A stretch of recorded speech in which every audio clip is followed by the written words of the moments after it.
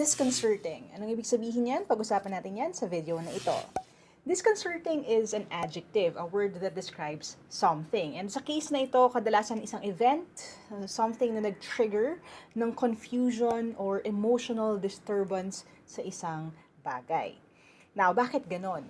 If you look at the word disconcerting at pinaghiwa-hiwalay mo siya, you would see this, as in disagree, disappoint, and that gives you a clue na itong word na to ay negative. So, to remember this better, think of a concert. 'Di ba? Kapag ang concert ay well-organized, maganda ang flow, 'di ba? Everything is in coordination. Kumbaga, orchestrated sila. Binuo sila ng maigi. Pero kapag disconcerting na, yung organized na flow ay hindi na organized. So again, disconcerting means causing some type of emotional disturbance. Kung gusto natin gamitin in a sentence, we could say something like, the news of their CEO's sudden departure was deeply disconcerting to the entire team.